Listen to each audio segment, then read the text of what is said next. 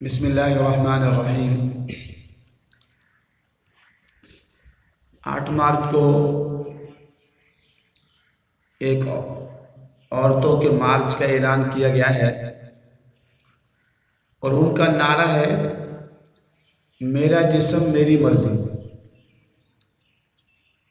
گزارش یہ ہے کہ یہ نعرہ کفریہ نعرہ ہے۔ میرا جسم میری مرضی یہ کفریہ نعرہ ہے۔ اسلامی تعلیمات ہمیں یہ بتاتی ہیں اس کائنات میں جو کچھ ہے اللہ تبارک و تعالیٰ کا ہے۔ یہ زمین، یہ آسمان، یہ فضائیں، یہ بہاریں، یہ انسان، یہ درندے، یہ پرندے، یہ کیڑے مکوڑے، سب کچھ اللہ تبارک و تعالیٰ کے ہیں۔ ہمارا جسم اپنا نہیں ہے، نہ ہم نے بنایا ہے، نہ ہمارے اختیار میں ہے۔ ہمارے اختیار میں تو یہ بھی نہیں ہے کہ ایک دن کی زندگی ہم لے کر آئیں۔ ایسا بھی ہوتا ہے کہ بعض بچے پیدا ہوتے ہیں 1 گھنٹے بعد فوت ہو جاتے ہیں۔ ہمارے جسم پر ہمارا کوئی اختیار نہیں ہے، نہ دل کی دھڑکن ہمارے ہاتھ میں، نہ سانس ہمارے ہاتھ میں، نہ اندر کا نظام ہمارے ہاتھ میں۔ اسی یہ نعرہ لگانا کہ میرا جسم میری مرضی، میں جیسے چاہوں استعمال کروں، یہ کفریہ نعرہ ہے۔ اس کفریہ نعرے کو ہم اللہ کی زمین پر برداشت نہیں کر سکتے، پوری زمین پر۔ یہ انگریزوں نے دیا ہے، یہ ویسٹ کا ایجنڈا ہے۔ ہم پوری زمین پر اس نعرے کو برداشت نہیں کر سکتے۔ اگر انہوں نے یہ نعرہ لگانا ہے تو کہیں اور چلے جائیں، کسی اور جگہ ڈھونڈیں جہاں اللہ کی بادشاہت نہ ہو۔ جہاں اللہ کی بادشاہت ہوگی وہاں ہم یہ نعرہ برداشت نہیں کریں گے۔ اور ام حسان صاحبہ اور جامعہ حفظہ کی معلمات اور طالبات نے بھی یہ فیصلہ کیا ہے کہ 8 مارچ کو اسلام آباد میں جو آزادی مارچ کے نام سے ایک کفریہ مارچ ہو رہا ہے، اس کو ہم برداشت نہیں کریں گے اور ہم اس کے خلاف کھڑے ہوں گے۔ اور پاکستان کے تمام غیور مسلمانوں سے اور ماؤں بہنوں اور بیٹیوں سے گزارش ہے کہ اگر جامعہ حفظہ کی طالبات اسلامی نظام کے لیے اور جہاد کشمیر کے لیے یہاں 27-28 دن کا محاصرہ برداشت کر سکتی ہیں، بھوک و پیاس برداشت کر سکتی ہیں، صرف اللہ رب العزت کے دین کے لیے، اللہ تعالیٰ کی عظمت کے لیے، اللہ تبارک و تعالیٰ کی کبریائی کے لیے، تو آپ کو بھی گھروں سے نکلنا ہوگا۔ اللہ کی زمین پر اللہ کے نظام کی محنت کرنی ہوگی۔ اور میری تمام مدارس دینیہ سے بھی گزارش ہے اور تمام دینی تنظیموں سے بھی گزارش ہے کہ آپ کو بھی اللہ کی زمین پر اللہ کے نظام کے لیے فکر مند ہونا چاہیے۔ صرف نعروں کی حد تک نہیں، نعرے بہت لگا لیے، اب پریکٹیکل نظر آنا چاہیے۔ بڑے افسوس اور دکھ سے کہنا پڑتا ہے کہ یہاں یہ منظر دیکھے کہ کسی کے کوئی قائد کو، کسی کے کوئی بزرگ کو کوئی برا بھلا کہہ دے۔ نہیں کہنا چاہیے، ہم نہیں کہتے اور کہنا بھی نہیں چاہیے، لیکن کوئی کہہ دے تو کمنٹس پر کمنٹس آتے ہیں، طوفان کھڑا ہو جاتا ہے۔ لیکن نعوذ باللہ نعوذ باللہ نعوذ باللہ، ایسے وقت بھی دیکھے چند سال قبل کہ اللہ تبارک و تعالیٰ کو لوگ گالیاں دے رہے تھے ملحد، اللہ تبارک و تعالیٰ کے نعوذ باللہ کارٹون بنا رہے تھے، حضور صلی اللہ علیہ وسلم کے کارٹون بنا رہے تھے، ازواج مطہرات کے کارٹون بنا رہے تھے۔ اور میں نے پاکستان کے علماء کو متوجہ کرنے کی کوشش کی اپنی آواز کے ذریعے۔ جواب یہ تھا یہ ایجنسیاں کرا رہی ہیں، ہم کھڑے ہوں گے ایجنسیاں پکڑ لیں گے۔ سنو، اگر ایجنسیوں کے ہاتھ میں موت و حیات ہوتی تو الحمدللہ جنرل پرویز مشرف نے 9/11 کے بعد کو کریک ڈاؤن کیا تھا اسلام آباد اور پورے ملک میں اس کے خلاف میں نے اسی وقت بغاوت کا اعلان کیا کہ ہم نہیں مانتے تمہاری اس چیز کو۔ اسلام آباد پولیس اور انتظامیہ نے ایک میٹنگ بلائی اور 9/11 کے بعد کہا، جب طالبان کی امارت اسلامی کا سقوط ہوا، انہوں نے کہا آپ لوگ اپنا رویہ تبدیل کریں، آپ لوگوں کو ہماری مان کر چلنی پڑے گی، تو جو ہم کہیں گے وہ بیان کرنا ہوگا۔ تو میں نے اسی محفل میں بیان کیا تھا کہ نہیں، ہمارا رب اللہ ہے، ہم اللہ پر بھروسہ کرتے ہیں، ہم پہلے بھی حق سچ کی آواز بلند کرتے رہے اور آئندہ بھی بلند کرتے رہیں گے۔ یہ اس وقت بات کی تھی جب 9/11 میں طالبان کا سقوط ہوا تھا، اور اس کے بعد سن 2001، 2، 3، 4، 5، 6 لے کے 7 تک لال مسجد سے حق و صداقت کی آواز بلند ہوتی رہی۔ تو ایجنسیوں نے کھا لیا، آج بھی بیٹھے ہیں اللہ کی زمین پر اللہ کے نظام کی بات کر رہے ہیں، اور جب تک زندگی ہے رب کی زمین پر رب کے نظام کی بات کرتے رہیں۔ اس لیے مت ڈریے، گھبرائیے نہیں۔ لا الہ الا اللہ جب کہاں ہے تو لا الہ الا اللہ کی کیا معنی ہے؟ کسی سے کچھ نہیں ہوتا، خالق ایک، مالک ایک، نفع نقصان کا جو ہے مالک اللہ تبارک و تعالیٰ ہے۔ پھر کس بات کا ڈرنا ہے؟ جب تک وقت پورا نہیں ہوگا آپ کو کوئی ہاتھ بھی نہیں لگا سکتا۔ آپ کہیں گے یہ ہزاروں لاکھوں لوگ عقوبت خانوں میں چلے گئے، یہ تربیت کے لیے گئے، میرا ایمان ہے۔ اندر وہ تربیت ہوتی ہے، وہ ایمان بنتا ہے جو باہر نہیں بنتا۔ یہ تربیت کے لیے اللہ تعالیٰ لے گئے، اگرچہ وہ ظلم کر رہے ہیں، لیکن اللہ تعالیٰ بعض اوقات تربیت کے لیے مراحل سے گزارتے ہیں۔ شیب ابی طالب بھی تو ہمارے سامنے ہے،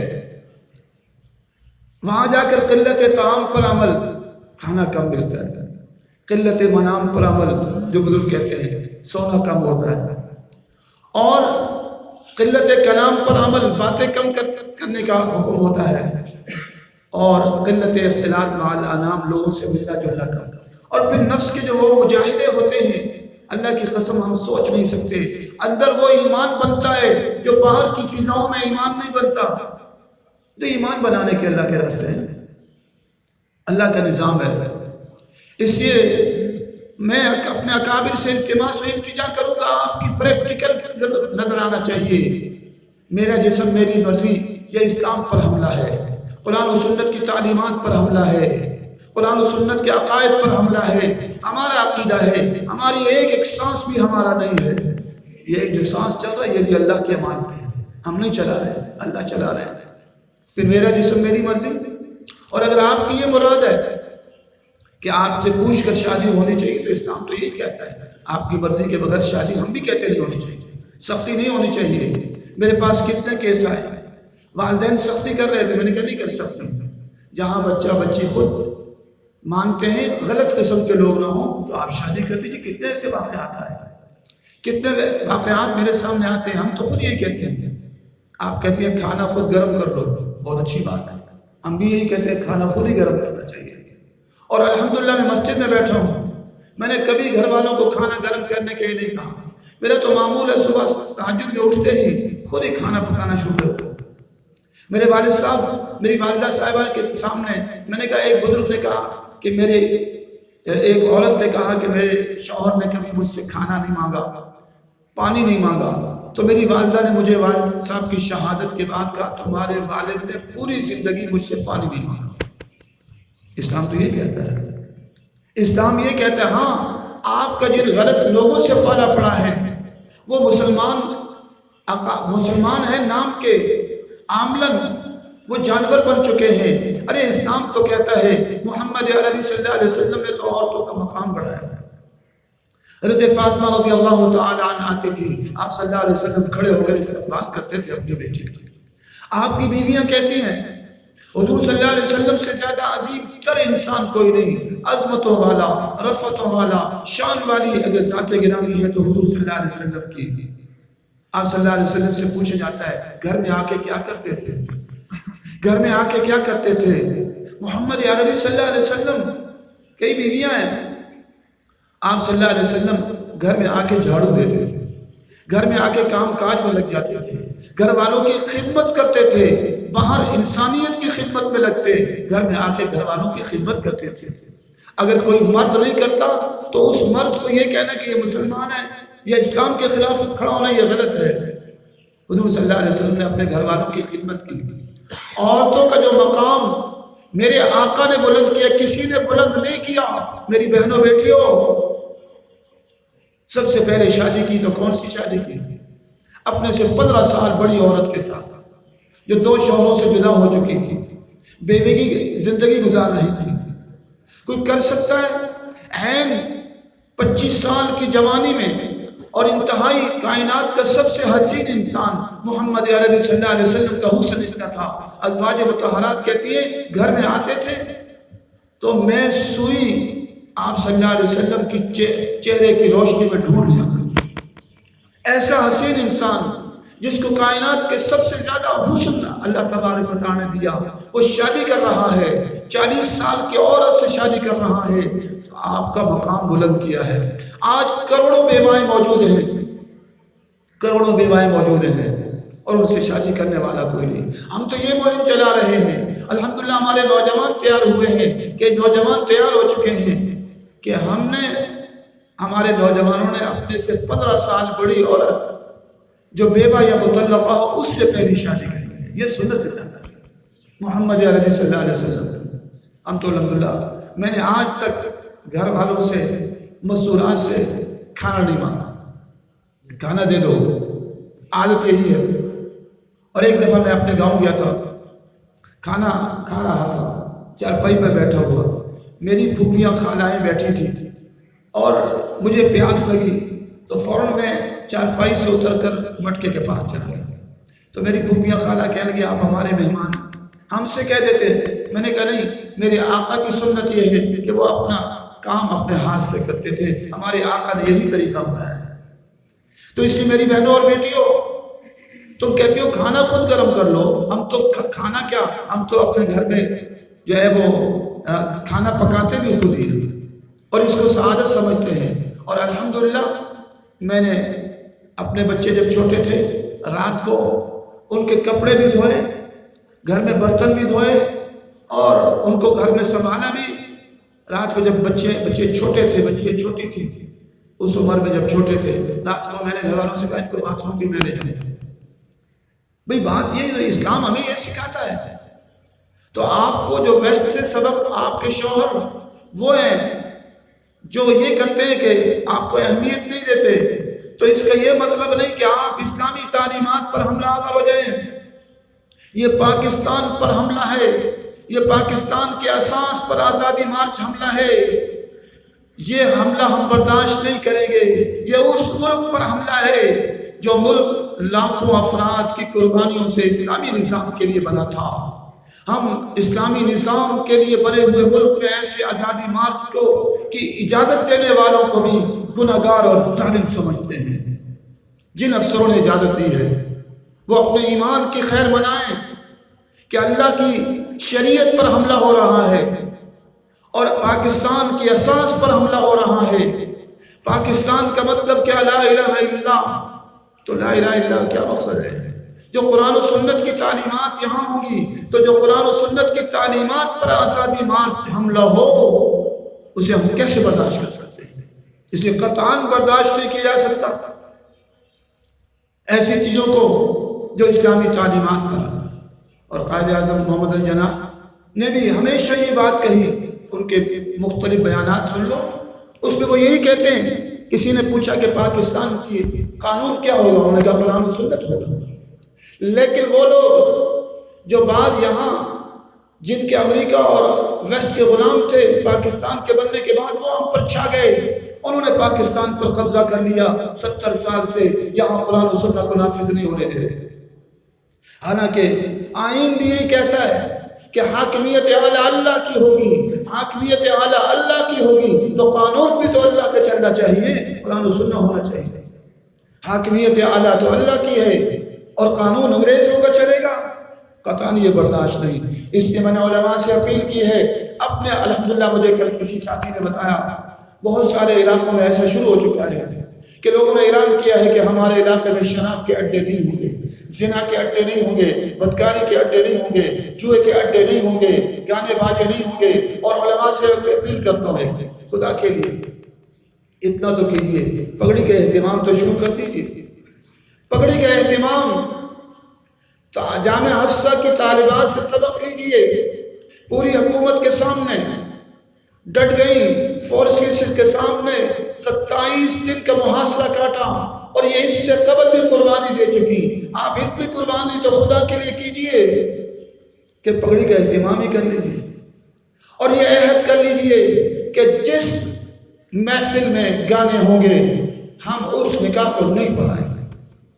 کہیں گانے ہوں گے تو ہم نکاح کو نہیں پڑھائیں گے، اور پورے خاندان میں کہیے جس شادی میں اور جو لوگ گانے باجے لگائیں گے ان کا نکاح نہیں پڑے گا، عہد کر لیجئے۔ کون گانے باجے لگا سکتا ہے؟ اور الحمدللہ بہت سارے لوگوں کو بڑی خوشی ہوئی، بعض علماء نے اپنے علاقوں میں یہ محنت شروع کی ہے، ان علاقوں میں انہوں نے اعلان کیا ہے کہ جہاں جس محلے کے اندر گانے باجے نہیں ہوں گے، گانے باجے ہوں گے، اس سے خط تعلق نہیں کر دی جائے گی، اس سے بائیکاٹ کریں گے، آپ کی ذات پر حرف آئے طوفان کھڑے ہو جاتے ہیں، اللہ کے قانون ٹوٹے، ہمارے اوپر اثر ہی نہ ہو، کیوں؟ اس لیے عہد کیجئے پگڑی کا اہتمام کریں گے، عہد کیجئے اپنے خاندان میں جو گانے باجے لگائے گا اس کا بائیکاٹ کریں گے، جو اپنی شادیوں کے اندر گانے باجے اور ڈھول ڈھمک کے لگائے گا اس کا نکاح نہیں پڑھائیں گے، کچھ تو تنبیہ ہو اس کو۔